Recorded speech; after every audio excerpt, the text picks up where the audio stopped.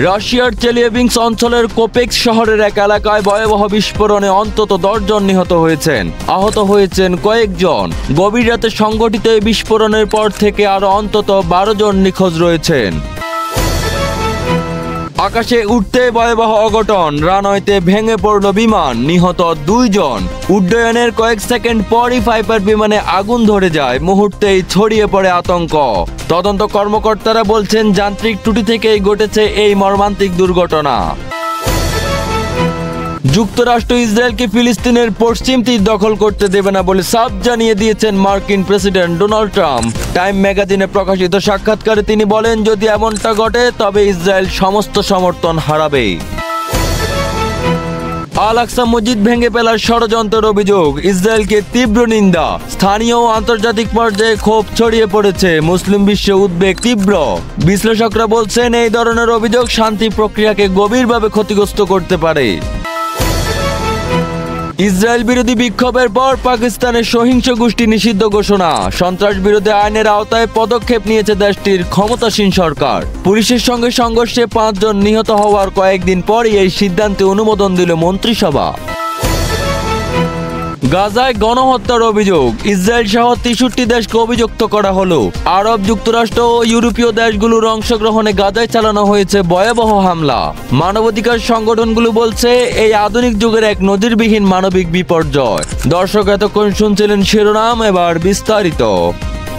রাশিয়ার এক কারখানায় ভয়াবহ বিস্ফোরণে অন্তত 10 জন নিহত হয়েছেন। গভীর রাতে সংঘটিত এই বিস্ফোরণের পর থেকে আরও অন্তত 12 জন নিখোঁজ রয়েছেন। চেলিয়াবিন্স্ক অঞ্চলের গভর্নর অ্যালেক্সি টিক্সলার হতাহতের এই তথ্য নিশ্চিত করেছেন বলে জানিয়েছে ফরাসি বার্তা সংস্থা এএফপি। টেলিগ্রামে দেওয়া এক ভিডিও বার্তায় গভর্নর অ্যালেক্সি টিক্সলার বলেন, সর্বশেষ তথ্য অনুযায়ী কোপেক্সের ওই কারখানায় বিস্ফোরণে 10 জনের মৃত্যু নিশ্চিত হয়েছে। এছাড়া 12 কর্মী এখনও নিখোঁজ রয়েছেন। তবে কী কারণে এই বিস্ফোরণ ঘটেছে সে বিষয়ে এখনও কোনো তথ্য পাওয়া যায়নি বলে জানান তিনি। গভর্নর আরো বলেন, বিস্ফোরণ স্থলে উদ্ধার অভিযান অব্যাহত রয়েছে। 5 জনকে জীবিত উদ্ধার করে হাসপাতালে ভর্তি করা হয়েছে। আহতদের অবস্থা গুরুতর।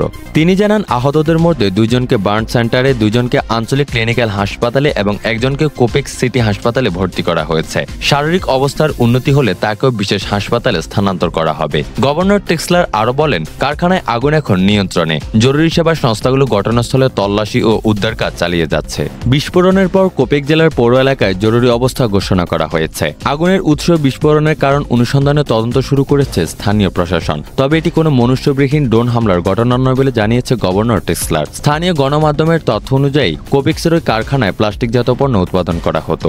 সন্ধ্যায় একাধিক বিস্ফোরণের পর প্রথমে 4 জনের মৃত্যু ও 5 জন আহত হওয়ার খবর পাওয়া গেলেও পরবর্তীতে নিহতের সংখ্যা বেড়ে 10 জনে দাঁড়ায়। আকাশে উঠতেই আগুনের গোলায় পরিণত হলো বিমান। ভেনেজুয়েলার তাসিরা প্রদেশে ঘটেছে এই মর্মান্তিক দুর্ঘটনা। প্যারামিলো বিমানবন্দরের রানওয়ে ছাড়ার পরে 2 ক্রুকে নিয়ে ভেঙে পড়ে বিমানটি। প্রাণ হারিয়েছে 2 জনই। সোশ্যাল মিডিয়ায় ছড়িয়ে পড়া ভিডিওতে দেখা গিয়েছে ওরা ঠিক আগে রানওয়েতে বিমানটি গতি বাড়ানোর সময় সবকিছু স্বাভাবিক মনে হচ্ছিল। কিছুক্ষণ পরেই এটি টার্মেক ছেড়ে উপরে উঠতে শুরু করে, কিন্তু আকাশ ওড়ার কয়েক সেকেন্ডের মধ্যেই টুইন ইঞ্জিনের ফাইপার PA-31T1 বিমানটিতে আগুন ধরে যায়।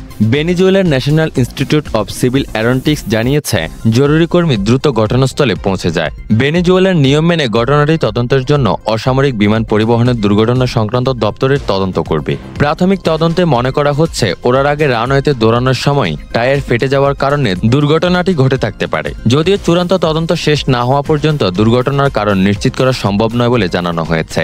বিমানটি ভেঙে পড়ার পরেই ঘন ধোঁয়া এবং আগুনের শিখায় ডেকে যায় দুর্ঘটনাস্থল। পরপর 2 মাসে 2টি বিমান দুর্ঘটনা ঘটেছে ভেনেজুয়েলাতে। গত মাসে ভেনেজুয়েলার আরেকটি বিমান সাইমন বলিভার লিয়ারজেট 55 বিমানটির দুর্ঘটনার ভিডিও ছড়িয়ে পড়ে সমাজ মাধ্যমে।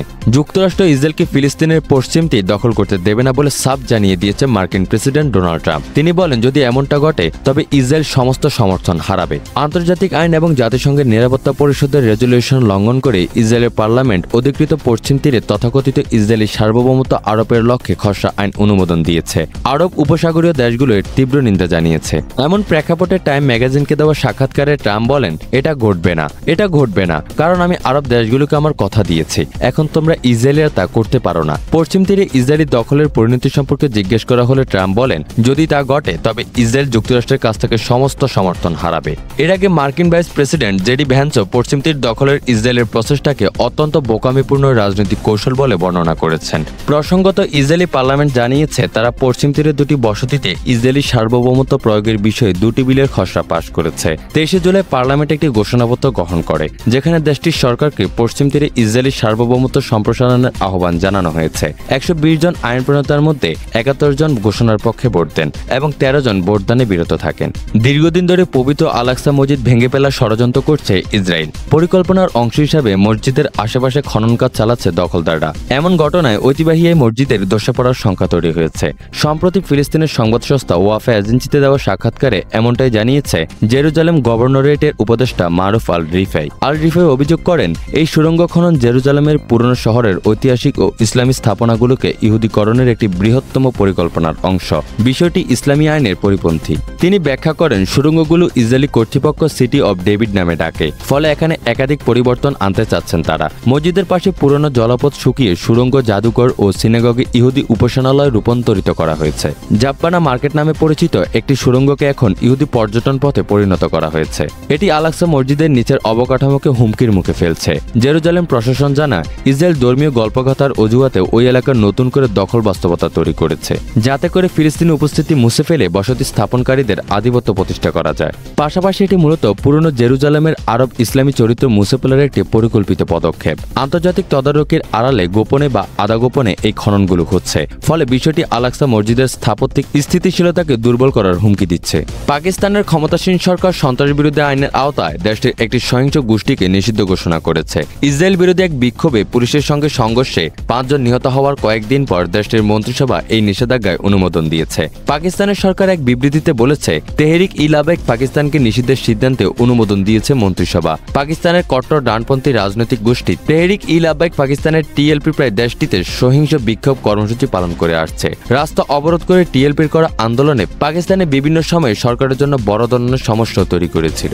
2015 সালে প্রতিষ্ঠিত সুন্নি ইসলামপন্থী এই দলটি ব্লাসফেমি আন্দোলনকে প্রধান ইস্যু করে গড়ে ওঠে এবং 2016 সালে রাজনৈতিক দলের রূপ নেয়। দেশটির কারাবন্দী সাবেক প্রধানমন্ত্রী ইমরান খানের সরকার 2021 সালে সহিংস বিক্ষোভের পর দলটিকে নিষিদ্ধ ঘোষণা করেছিল। তবে এর 6 মাস পর শর্ত সাপেক্ষে নিষেধাজ্ঞা প্রত্যাহার করা হয়। সেই সময় দলটি ভবিষ্যতে সহিংসতা পরিহার করবে প্রতিশ্রুতি দিয়েছিল। ইসরায়েল, আরব যুক্তরাষ্ট্র, ইউরোপ সহ 63 দেশ মিলে গাজায় গণহত্যা চালায়। যুক্তরাষ্ট্র প্রতি বছর $3.3 বিলিয়ন সামরিক অনুদান নিশ্চিত করেছে এবং 2028 সাল পর্যন্ত ক্ষেপণাস্ত্র প্রতিরক্ষার জন্য প্রতি বছর অতিরিক্ত $500 মিলিয়ন নিশ্চয়তা দিয়েছে।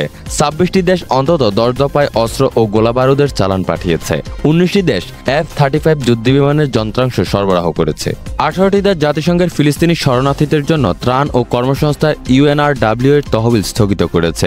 বৈশ্বিক সহায়তা ছাড়া গাজার নৃশংস গণহত্যা কখনোই সম্ভব হতো না বলে মন্তব্য করেছেন জাতিসংঘের ফিলিস্তিন বিষয়ক বিশেষ প্রতিবেদক আলবানিজ। প্রতিবেদন অনুযায়ী 26টি দেশ অন্তত 10 দফায় অস্ত্র ও গোলাবারুদের চালান পাঠিয়েছে। এসব দেশের মধ্যে বেশি অস্ত্র পাঠিয়েছে চীন, তাইওয়ান সহ ভারত, ইতালি, অস্ট্রিয়া, স্পেন, চেক প্রজাতন্ত্র, রোমানিয়া ও ফ্রান্স। এছাড়া 19টি দেশ F-35 যুদ্ধবিমানের যন্ত্রাংশ সরবরাহ করেছে। এ তালিকায় রয়েছে অস্ট্রেলিয়া, বেলজিয়াম, কানাডা, চেক প্রজাতন্ত্র, Denmark, Finland, German, Greece, Italy, Japan, Netherland, Norway, Poland, দক্ষিণ কোরিয়া, রোমানিয়া, সিঙ্গাপুর, সুইজারল্যান্ড, যুক্তরাষ্ট্র ও যুক্তরাজ্য। আরব দেশগুলোর মধ্যে সংযুক্ত আরব আমিরাত, মিশর, জর্ডান এবং মরক্কো বাণিজ্য বৃদ্ধি করেছে। কেবল তুরস্ক 2024 সালের মে মাসে ইসরায়েলের সঙ্গে বাণিজ্য স্থগিত করেছে, যদিও কিছু বাণিজ্য পরোক্ষভাবে অব্যাহত ছিল।